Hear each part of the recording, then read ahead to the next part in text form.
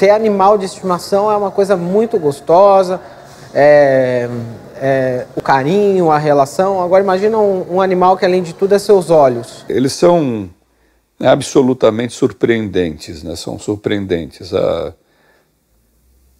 Eles podem estar fazendo o que fizerem. Se a gente precisar deles, eles param o que estão fazendo e vêm atender. É parceria mesmo. Da mesma forma que ela se preocupava comigo, eu sempre me preocupei com ela. Assim, ainda hoje eu me preocupo com ela, quero saber se ela está bem. Então, assim, ela pra mim é tudo, assim. A Jack, ela é como eu, assim, ela é independente, ela ama estar comigo, como eu amo loucamente estar com ela. Acho que é felicidade mesmo, você ter direitos de ter acesso a um cão-guia para facilitar a sua orientação e mobilidade. Acho que deveria ser um direito de todos. Infelizmente, pouquíssimas pessoas no Brasil têm acesso a essa realidade que a gente tem. Eu sei que eu sou privilegiada.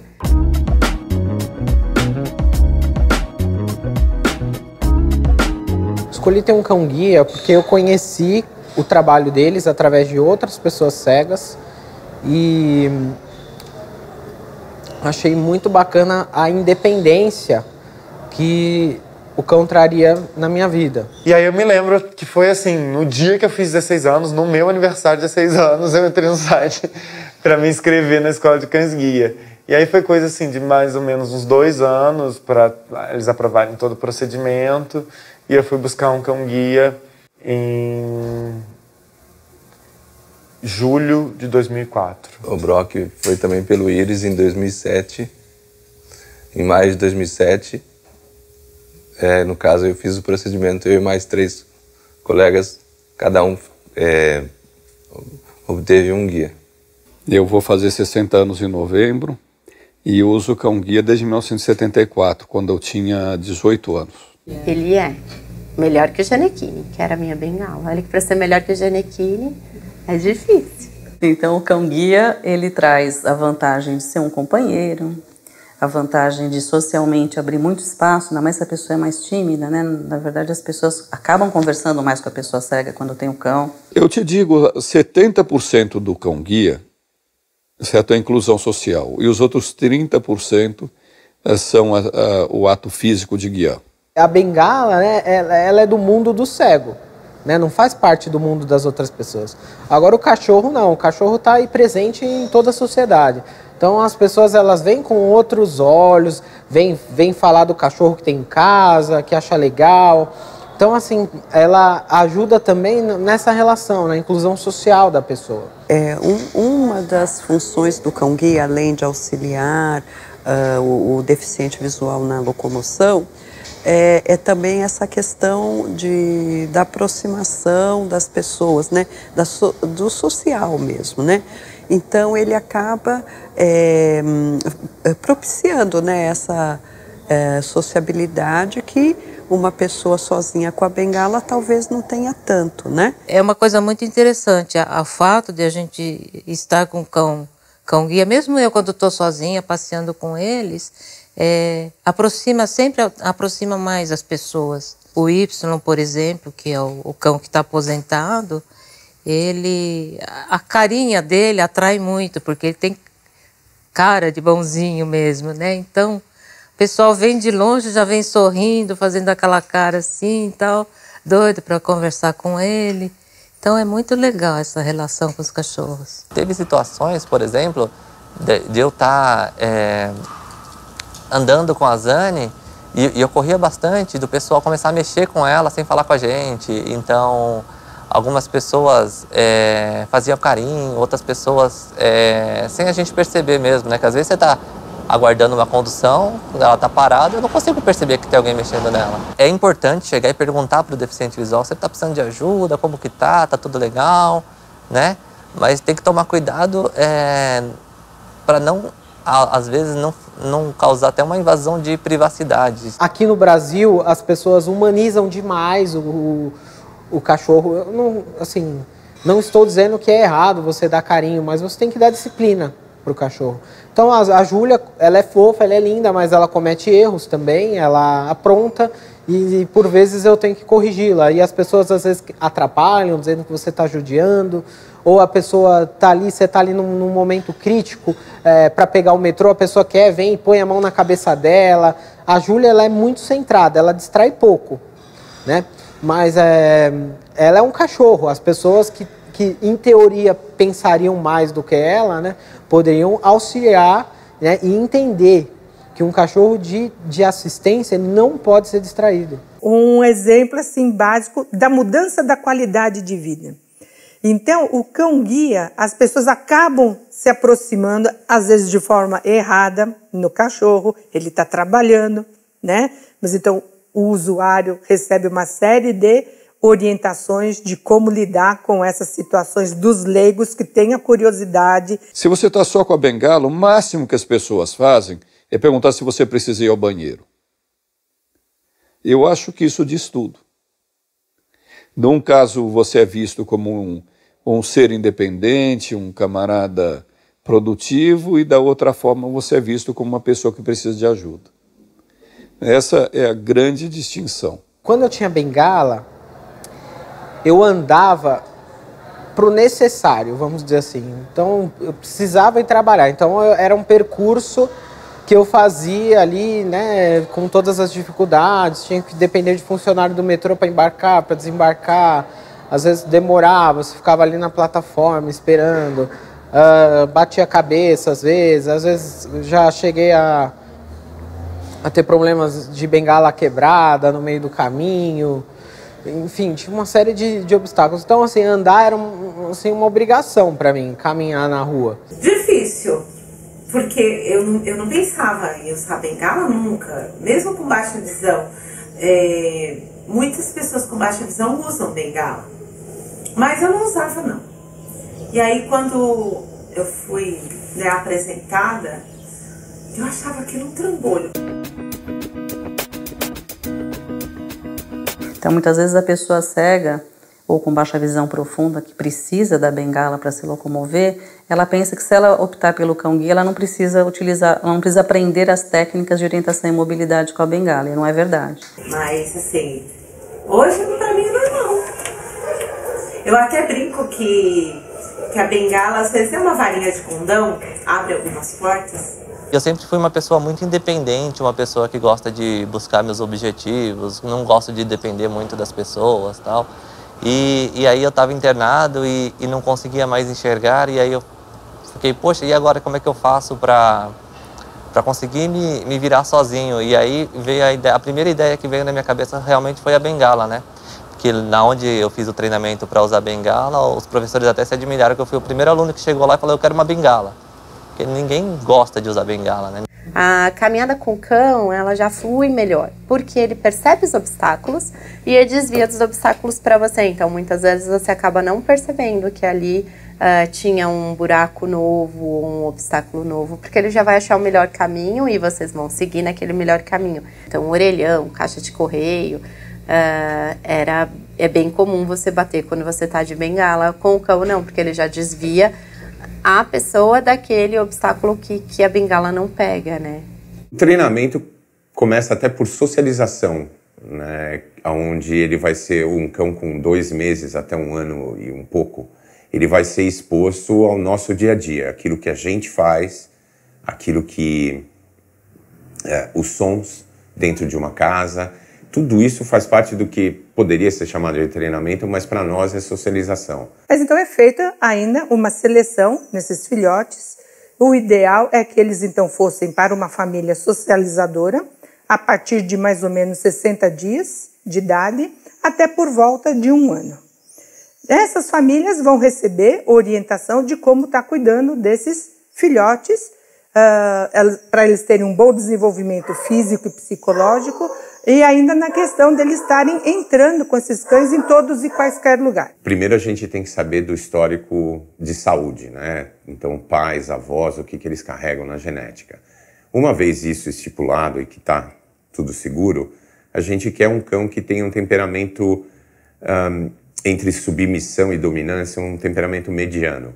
Você não quer nem ele tão independente ou tão dependente do ser humano. Você quer uma coisa ali no meio. Então, na verdade, assim, o acompanhamento de um cão-guia, ele tem alguns detalhes que são primordiais. Isso já desde o começo, desde quando ele é selecionado para ser um cão-guia. Porque, como a gente sabe, o trabalho para se treinar um cão-guia, ele demanda muito tempo, ele demanda um treinamento especial. E se depois desse tempo a gente descobre que ele tem uma enfermidade, que ele não vai poder trabalhar, isso, na verdade, inviabiliza totalmente o projeto. Feito essa parte da socialização, uma das possibilidades é estar voltando, por exemplo, aqui para o canil, que isto já foi feito. Então passaria a morar comigo e aí então entraríamos no adestramento específico, que leva em torno de 6 meses. Então o cão entre 1 ano e meio e 2 anos, este cão está pronto, treinado para desenvolver o trabalho dele como guia. Nisso já teríamos que ter, eventualmente, uma lista de espera de futuros usuários, onde este cão tem um determinado perfil, e a gente analisaria o perfil desse futuro usuário, qual que seria o melhor casamento, vamos dizer assim, né? E dizem que a parceria do cão-guia com o deficiente visual, ela demora mais ou menos uns 2, 3 anos para se formar, né? Que é a questão de você entender, né, realmente o que o cachorro sente, o cachorro entender o que você sente, né? Então, é uma coisa assim que realmente isso é verdade. Eu falava, tá, mentira isso daí, eu vou falar pra cachorra me guiar, ela vai sair andando e pronto, vai me guiar, e na verdade não. A primeira vez que eu peguei ela pra me guiar sozinha, eu tava com tanto medo, que ela sentou na porta do quarto e puxou a guia para trás. Falou, não vou. Enquanto você não confiar em mim, eu não saio daqui, não. Aí eu conversei com a treinadora dela, falei, poxa, mas por que ela tá mordendo a guia e colocando para dentro do quarto de novo? Ela falou assim, porque você não confia nela, você tá mostrando para ela que você tá com medo. E a confiança no cão não é uma coisa que acontece de imediato. Primeiro dia que você sai com ele, você se sente super segura. Se eu disser isso, é mentira. Ela vem aos poucos. No meu caso específico, até foi uma caminhada noturna que a gente fez no treinamento, porque é característica da minha doença a cegueira noturna, e mesmo antes, quando eu enxergava um pouco mais, já não enxergava à noite. Então, não estava vendo nada, e o Becher me levou e eu falei, uau, que bom, né? Consigo andar à noite agora, porque antes era uma coisa que eu não conseguia fazer. E durante o dia também. E é uma independência em potencial para desenvolver, porque você aprende coisas básicas no treinamento e depois você vai colocando isso em prática no seu dia a dia.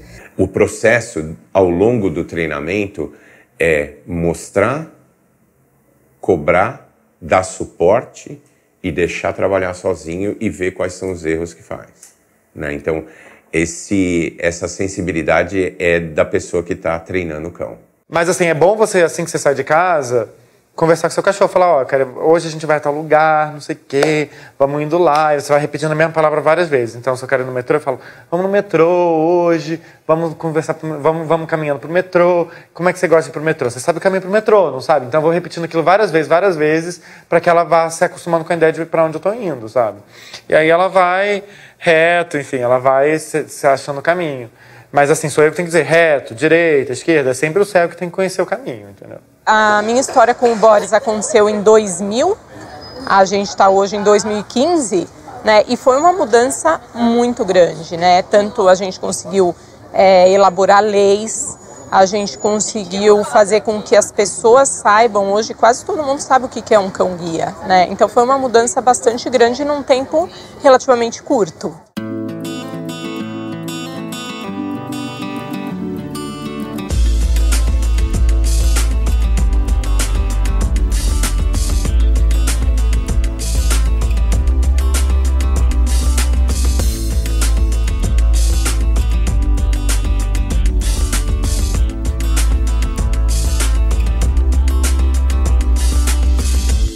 Especificamente pensando aí na acessibilidade para o deficiente visual, eu vejo que a cidade de São Paulo ela ainda é muito carente, né, de uma série de benefícios que possa facilitar a vida desse cidadão aí que precise de determinados recursos, como as placas específicas para os deficientes visuais, os sinais com sonorização, que são específicos para o deficiente visual, que ainda são muito poucos aqueles que existem na cidade de São Paulo.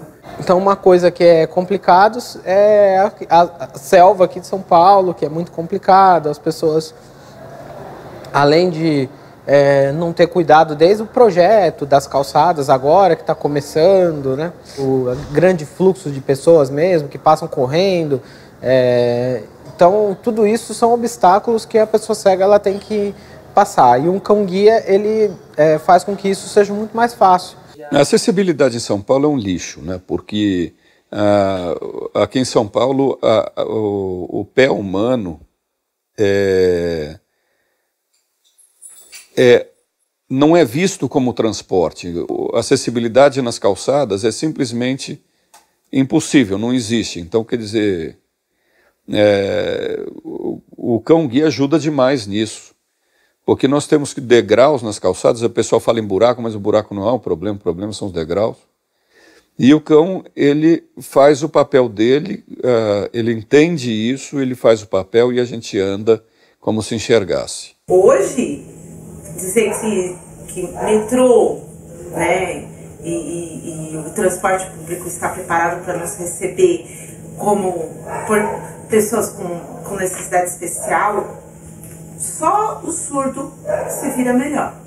Porque o cadeirante e o cego é muito difícil. Uma cidade igual São Paulo, a Avenida Paulista é lisinha as calçadas, mas a faixa tátil dá no poste, a faixa tátil dá na lixeira. E a bengala, ela não alcança a lixeira, ela não alcança o orelhão. Olha, eu tenho um amigo que diz que ter um cachorro nos Estados Unidos é ter um piloto de Fórmula 1. Ter um cachorro no Brasil é ter um piloto de rally. Porque, assim, o número de obstáculos que a gente encontra é imenso, sabe? Buraco na rua, degrau, muita sujeira. Que com a Annie até não era um grande problema, porque ela não era de pegar comida do chão, mas a Jack pega muita, sabe? E então, enfim, é realmente um desafio.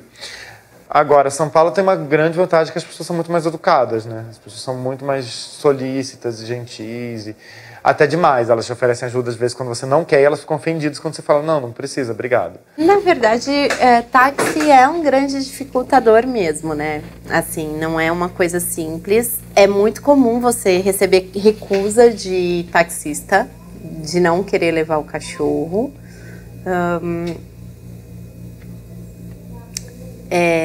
Por absoluto desconhecimento da legislação específica mesmo, né?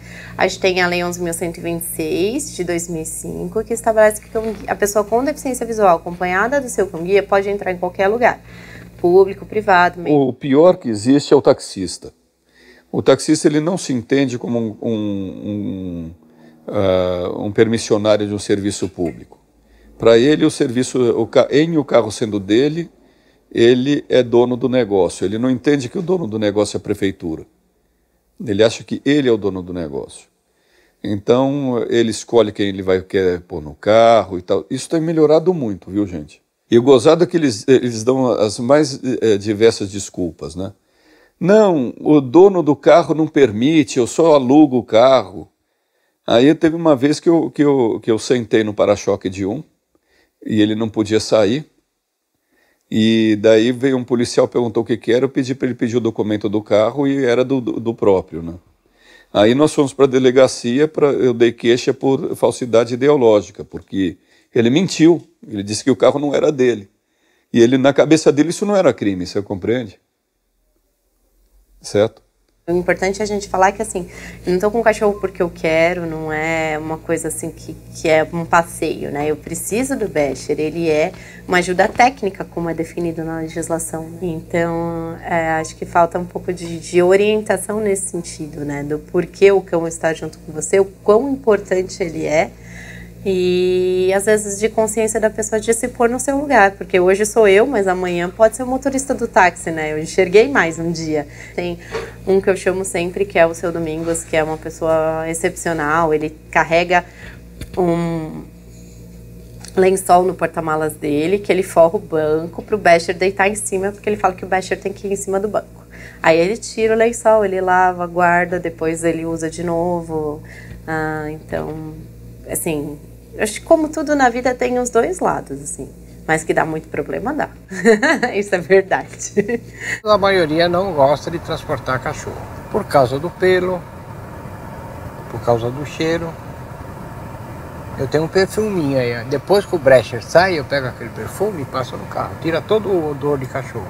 Eu tô aqui com duas perninhas, enxergando legal, mas... E essa pessoa que tá precisando de mim e eu passar batido? Não gosto nem de começar a falar.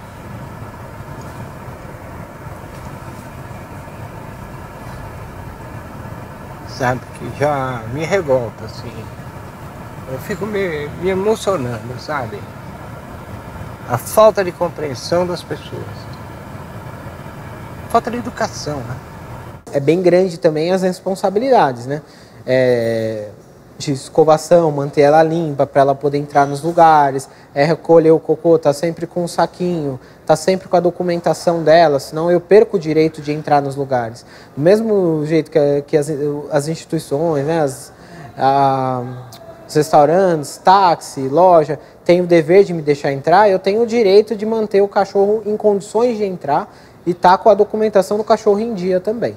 Uma das coisas que a gente vê com frequência com relação à cão-guia, que o pessoal costuma relatar, né? Então eu acho que isso é mais uma questão não tão de saúde, mas uma questão mais de comportamento, é o que? O pessoal exigir, por exemplo, pro deficiente visual a carteirinha de vacinação para entrar num determinado local, né? Porque o cão-guia, ele tem livre acesso a qualquer lugar, né? Teve uma das vezes que eu chamei a polícia, assim, no restaurante, porque já era na mesma semana, o segundo ou terceiro, que não deixavam a gente entrar. E aí tava com toda a minha família, eles ficaram lá do lado de fora comigo, esperando até a polícia entrar, chegar. E aí meu tio, às vezes, quando a gente vai jantar até hoje, ele fala: Dani, você não vai chamar a polícia não, né? Mas eu chamei, porque é importante a gente fazer valer o nosso direito mesmo, senão essa postura das pessoas de achar que estão certas de te impedir de entrar não vai mudar também. Eu acho que a sociedade, ela tem muita dificuldade de aceitar e conviver com a diferença. Porque quando a gente fala de aceitação da diferença, a gente fala de duas questões básicas: respeito e tolerância, né? Numa sociedade extremamente individualizada como a nossa, respeitar e tolerar é sempre imaginar que existe a vez do outro. E que a nossa vez nunca necessariamente é a primeira. Eu não gosto de usar muito a palavra substituição, né? Mas de encontrar um sucessor para aquele cão, porque ele vai ter que se aposentar e você não vai querer levar ele até o último, torcer até aquela última gota, né? Estressando o cão. Então você tem que fazer essa transição. E não é uma coisa simples, principalmente no primeiro cão-guia, do primeiro para o segundo, porque foi aquele salto, né, de independência, mobilidade, inclusão social, enfim. Mesmo antes de eu pensar em ter cães-guias, né, eu sempre fui apaixonada por cães, e o diesel foi um aprendizado muito relevante para mim, porque eu descobri quanto que às vezes a gente se prende a essa questão de uma zona de conforto, né? O quanto que a gente tem dificuldade às vezes de deixar uma história e começar outra. Ai, eu não gosto de falar disso, porque eu não gosto nem de pensar, na verdade, nessa possibilidade da separação. Eu sei que ela vai acontecer já sabia disso antes de ter o Best, mas a ligação que a gente estabelece é muito grande, né? E vai ser uma coisa muito difícil para ele e para mim. Estava muito pronto para amar outro cachorro. E a Jack é uma cachorra muito alegre. Então, assim, sabe, eu amei a Jack de cara e me entreguei completamente para ela, assim, sabe? Eu e a Annie temos personalidades muito diferentes, assim. A Jack não, a Jack é alegre, a Jack é carnaval, gosta de brincar. Eu acho que igual aquela coisa, quando você acostuma com uma coisa boa, você acostuma muito mais rápido do que você desacostuma, né? E assim, eu tô muito satisfeito com essa relação, né? O que eu tenho ciência é que o cão-guia, ele é um ser e nenhum ser é igual a outro. Então, não, assim, a relação que eu tenho com a Júlia é uma que quando ela se aposentar, essa relação de guiar vai acabar, vai ficar a relação de carinho. Vem outro cachorro que vai ter um outro tipo de relação. Aí ele precisa descansar, para onde ele vai? Então a gente até tem no meio, né, os instrutores, que boa parte do treinamento com o segundo cão, enquanto você tá, porque é tudo de novo, né? É um outro cão, as pessoas tendem a pegar, quer dizer, estamos falando de 6, 8, 10 anos de experiência com o mesmo cão, a sintonia é assim, você pensou, o cachorro já está fazendo. E aí você quer começar com outro cão a partir dali. E o outro cão é jovem, né, não sabe direito ainda, precisa de toda uma adaptação. E a gente diz que nas primeiras semanas está o cão novo, a pessoa e o fantasma do antigo aqui junto, né? Sempre, sempre. Todo usuário de cão-guia sofre com essa decisão de quando aposentar, sabe? Eu sofri. Tanto que na escola de cão-guia tem um dia lá, o segundo ou terceiro dia que você está na escola para pegar o segundo cachorro, eles fazem uma reunião, como se fosse uma espécie de terapia coletiva, para todo mundo falar da decisão de aposentar, por que está no segundo cachorro, no terceiro ou no quarto, enfim. Mas como é que está sendo essa transição? E é uma choradeira louca, todo mundo chora, todo mundo... Nossa, assim, é muito curioso, assim. O Rio, no caso, é meu segundo cão-guia. Quando o Brock, que é o meu primeiro, ele teve que se aposentar. No meu caso, eu acho que fiquei até tranquilo, né? Claro que eu queria continuar com o Brock, mas no caso aqui é meio impossível. Apartamento, ele não pode ficar sozinho. Ele não podendo ficar com o cão, muitas vezes ele acaba preferindo direcionar para algum familiar ou amigo próximo, né? Que então cuidaria da aposentadoria deste cão. Eventualmente, isto não sendo possível, e ele tendo tido uma família socializadora, essa família, então, poderia ficar com este cão na aposentadoria, ou então, no meu caso, eu recebo com o maior prazer este cão de volta para fazer a aposentadoria dele aqui até os últimos dias de vida dele. Se você for pensar no ponto de vista de trabalho, ele tem um período, né, que ele está apto para o trabalho. Passou aquele período, ele aí vira um cão normal, ele vira um cão pet, né? Mas essa é a única diferença, porque, né, se você for perguntar para mim de expectativa de vida, o cão guia e o cão pet têm a mesma expectativa. Já fui pesquisar a respeito, só que o cão guia no Brasil, para o cego pobre, não é uma realidade, né? Eu tenho uma baixa renda, na manutenção de um cão guia a despesa é muito alta. Então, infelizmente, uma pessoa que não tiver uma boa condição financeira não consegue manter-se. Como é que vai conseguir manter o cão? Então, a questão do desenvolvimento do cão-guia no Brasil é bastante complicada, sempre por questões financeiras. Eu sempre pus dinheiro do meu bolso para realizar os trabalhos de cães-guia que eu fiz, de uma forma ou de outra. Às vezes mais, às vezes menos. E continuamos tendo procura, mas está difícil a finalização justamente pela questão de patrocínio. Eu acredito que a questão da classe social, ela é sim definidora de como é que essa acessibilidade chega para o deficiente. Obviamente que um cão-guia, que a aquisição de um cão-guia, hoje, por uma questão financeira, ela está vinculada a uma classe social que tem como arcar com este custo, né? Que não é um animal de estimação, que é um animal que tem uma função de trabalho, vamos dizer assim.